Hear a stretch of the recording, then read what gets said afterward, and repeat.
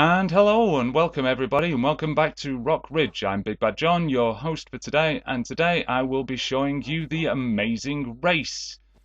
Here are my 5 dogs, Mary, Mungo, Midge, Peter and Andy, and we shall be showing you the longest and largest build that there is on Rock Ridge. Here's a cow going round a track. While I was building track, this cow decided to invade and climb into one of the carts, and ever since then he's been riding round and round on this. He seems happy enough, so I'll let him be. We go past the cow. Tell me you couldn't watch that for hours and hours. Hello, cow. Right, and we start the amazing race. Before we do, something that I should have remembered doing beforehand. I have stuff in my pockets. We don't allow that when we're playing games. So we go up to the waste disposal and we drop in the ice, the glowstone, the wood, the wool and the steps. Crack open the waste disposal and we get rid of all of that. Yeah, see it all burning away. Right, over the little bridge and then back again. Hello, sheep. Right, back past the revolving cow. I don't actually have a name for the revolving cow yet. Answers on a postcard, best name wins. I don't know what the best name will win, but hey, at the minute it's just an unnamed revolving cow. So we go to the amazing race. The amazing race, like many of my adventures around here, start with a minecart. Right, we put the minecart down on the powered rail, we press the button and we're off. It's daylight, it's a good way to start the amazing race. Up and through here, it's not a very long journey until we get to the cavern. This cavern is a fake cavern. Right, it was just grass, but I built the train track through it and then I covered it in what looks like a very realistic looking cave with a staircase. Before we go, I'd like to draw your attention to this. These black edifices are the vending machines. Each vending machine has a set of rules on it, and each vending machine provides me with food. We press it now, we get a compass. Every other vending machine has a clock there to tell you whether it's day or night, or how close to daybreak or sunrise it is, and food on the inside. This one holds a compass. I have since discovered recently that the compasses are absolutely worthless, so we'll just throw it away now. Right, up we go. The object of this race is to get to the end. It has many stages and it covers pretty much the entirety of the map. There's Rock Ridge over there, and here's the first part. Read the sign and do what it says. Run and drop to Plaza 1. So we have a choice. Do we use the glass path, which is that wide? Do we use the netherstone brick, which is that wide? Or do we use the iron railing, which is that wide?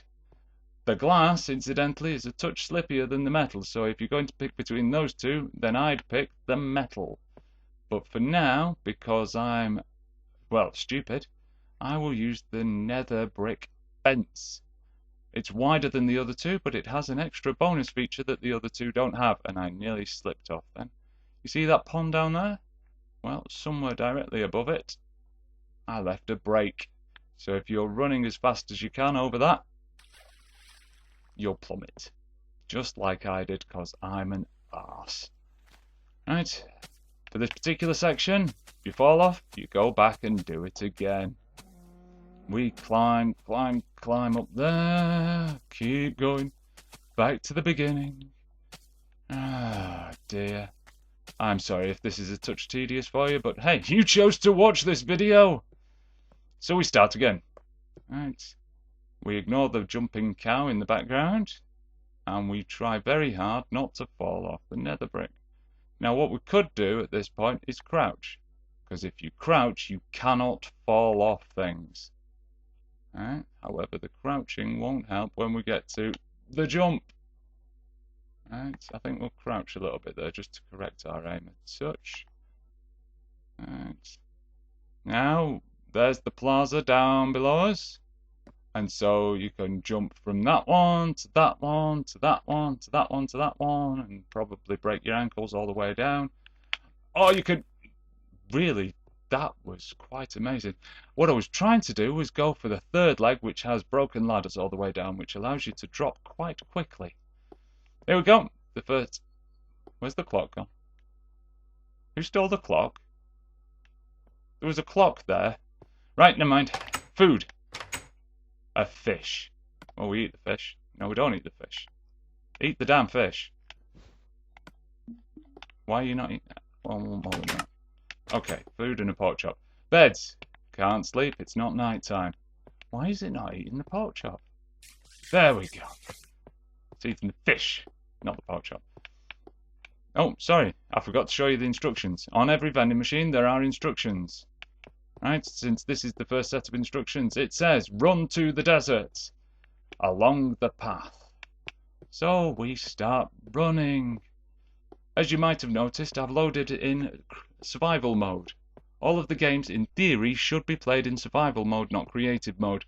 And all of the games shouldn't involve the host, that'll be me, flying. So, yes, this will not involve me taking shortcuts, flying over obstacles, and showing you all sorts of secrets that way. It's going to be done the long and tedious route. And if I really have to, I'll happily run people through this one at a time. Now, before we go any further, you've got a choice. You could go the left path that goes through the dark cavern, or go through the right path and go through the slightly lit cavern, and you can see a ladder at the end. The ladder is there to bring you out on top of the hill, because once you've gone down that path, gone into the tunnel, climbed the ladder, opened the trapdoor, climbed on top of the hill, then you should see all of your fellow race runners naffing off into the distance as you watch from the top of that hill. So, off we go, up here, into the desert. The desert's quite large, it is fenced off, and there is a lot of cactus there. Plaza 2. Chop your way to the gate on the far side. Right, we get an apple this time. We go over here to the chest, and we take a single wooden axe. Take a single wooden axe. There we go. Right, over there, the matchstick of doom. So somewhere on the far side of this... Ow! Getting pricked, and not in a good way. Right. Cactuses. Cacti. Cactumus. Sounds Latin. Right.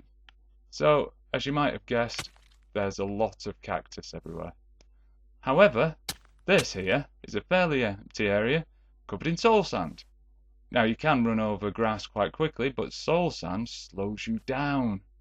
And one additional little secret that not a lot of people know is, under some of the soul sand is ice, and ice slows you down even more than normal soul sand. So fast, fast, fast, fast, fast, and then slow, but you can jump. So jumping might help you. Now it's getting dark, so we best get to the next plaza. Okay, I can even start to hear zombies around. Right. There is a lot of cactus. Did you know that cactus can be stacked up as far as the sky can go? Yeah. Ah, an RV. If we were to go into the RV, oh look, a dispenser. And the dispenser gives us a little blue crystal. You know what that means? It means yes, science, bitch! Ha! Yeah, my accent isn't very good, but if you're a fan of the ABQ, then hurrah for us. Right, I am now sufficiently lost. No, there it is. I see it. There's the gate. Ah. Now you might wonder why every plaza has got some beds in it. Well, it's a simple enough reason. Oh, we've got to go through. It takes quite a long time to get all the way around, so we can rest. So I'm not expecting everybody running the race to sleep at the same time. That'd be madness. What it does mean, if you do use a bed though, is... sorry, let me eat an apple while I'm going. I didn't even show you the instructions for the next part. Silly me. Right, now just gone dawn. Follow the path and the gates over the ice. Right, this way. Yes, what a bed gives you, whether you know it or not, is it gives you a spawn point. So if at any point I die by drowning or spiking or just being eaten or blown up by a creeper, then you respawn at the previous bed that you used. You see this channel under the ice here? Filled that with glowstone so that it was another bit of the path that you could follow. Melted the ice. Didn't work very well. Not the best thought out plan in the world ever. Right, so we had to put lots of ice and torches and all sorts of things onto the ice for you to follow. There's an Arctic wolf. There's a lot of wolves in Rock Ridge. You wouldn't credit it, would you? This, don't understand. Some sort of just chamber under the ice. I'll come back to that and use it for something at some point. Here's the tunnel of spooky faces. And more ice. So we were designing something to go on a glacier, and we weren't quite sure what to put down as markings. What we could do to sign off our work. And we thought, hell to it, sign it off as somebody else. And here we go. Plaza number 3, 4? I've lost count. Right, but that's the end of the ice for now. Right, I am getting quite hungry, so I'll have that pork chop. Right, all the food is fully cooked with the exception of the rotten meat. Here we go. Pick a cart and press the button to go. This bit of the race does not involve running. It involves riding. And there's a dog. Go for doggy. Let's see if we can beat it. We'll use this one. Right, and we're off. I really hope that dog makes it, because that'd be interesting to see. Right, racing a dog. Anyway, there are 4 tracks, all 4 of which go through a different route through this forest. We carefully didn't take down many trees. We rose over and under and through some hills, and then occasionally through some tunnels. One of them even finds ourselves a mine shaft. Come on, doggy. Where's the doggy? The doggy's not coming. Stupid dog. Right, next plaza. Sail through the numbered gates in order to the far port. More food. Give me food. Bread this time. Right. That boat has beached itself. We'll use it. No, it's gone. We'll use this boat. Okay. Gate number 1. 1 glowstone. Oh, gate number 1. So we sail. We are sailing. We are sailing across the fucking lily pads. You know, I didn't put the lily pads down as an obstacle, but I love the fact that they're there. Cross the ocean to the sea. We are sailing stormy waters. Hello, squid. 2 squids. Squid orgy. 3 squids. 4 squids. Gate number 3. And there's gate number 4. We are sailing. Right. This is a mushroom biome. A mushroom biome is made of mycelium, which is a sort of earth, and it makes mushrooms grow extra big. And it also makes these things. That's a mushroom. It's a cow, half mushroom. You get them over here. Very strange. So, keep going. Come sail away, come sail away, come sail away with me. Gate number 5. You like the way I've numbered them? Number of glowstones hanging above or even around the gates. That's the gate number you're on. Gate number 6. So we're coming along here. Are we going to hit more lily pads? One there, one there. Trying to think of more songs that involve sailing now. Gate number 7, the hairpin bend. And the very tight gate. Squeezing through. And we're off again. Gate number 8. And we've got a good pace going here. We're straight along. I don't know how to speak that fast. I don't know how American auctioneers do it. It's something about what am I bid or bidding it up. But I just can't make sense of it, and I don't think anybody else can. Just throw out some numbers. The English method's fine. You send there and go, a tenner. 20? Anyone for 20? Anyone for 30? See, words. You can understand words. Gate number 10. You'd think gate number 10 is the last gate, but it isn't. See, the instructions will go to the far port. So gate number 10 is just a gate on the way, but it is the last gate before you get there. Now you remember what I was saying before about glowstone melting ice? Well, I used glowstone just to make sure the ice didn't creep back and block the route. That does not, however, mean that the route is an easy one. I made sure there were some currents and some eddies here, so that you can really struggle getting through this bit.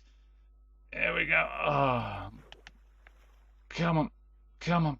I've no idea why I jumped out of the boat there. Come on, there we go. Right, that was surprisingly easy after numerous attempts at doing that. And there we have it, the far port. Same as, there's a pig in a tree. There is literally a pig in a tree. And this needs some further investigation because I've not seen a pig in a tree recently. Yo, pig. Hello. How the flip did you get up there? I'm going to come back and say hello to you later. Right, okay, next bit of the amazing race.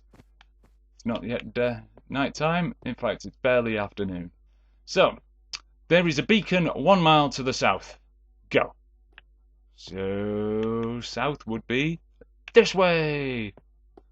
Now, in an effort to not completely destroy the unique habitat of this countryside, I decided not to tear down hills and mountains and trees, but I'd make it a bit more of an obstacle than you think by putting cobwebs everywhere. Giant spiders have had their wicked way with this forest, and there is cobwebs absolutely everywhere. For about a mile that way to about a mile that way, everything is covered in cobwebs everywhere. And in case you don't think it's that much of a challenge, you try running through it. It's worse than soul sand on ice. Right. So, somewhere in this direction. You know, I gave you a compass at the start. Well, I've since discovered that the compass points at Mark's house.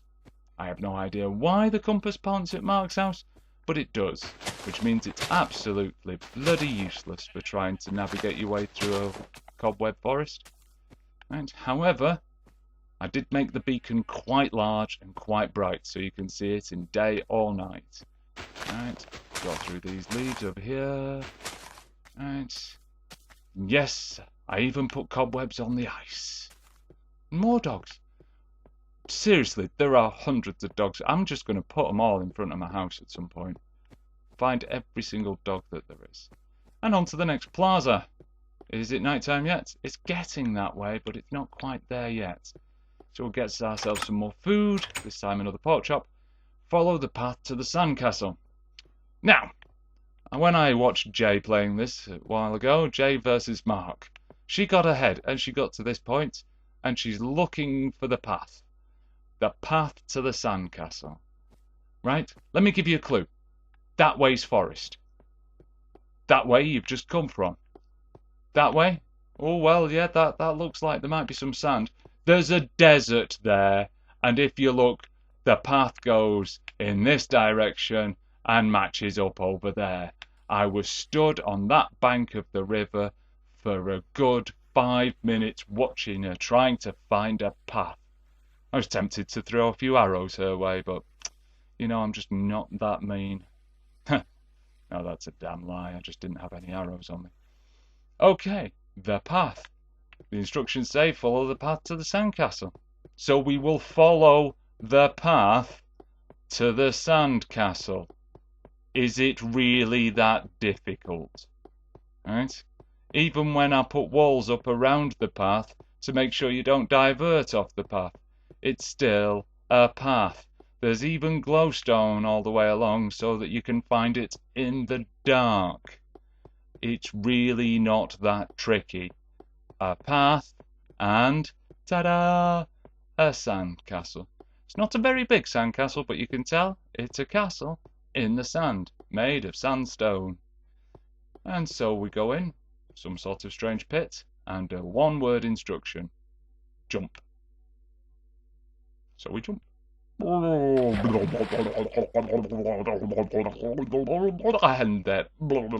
there we go. You see?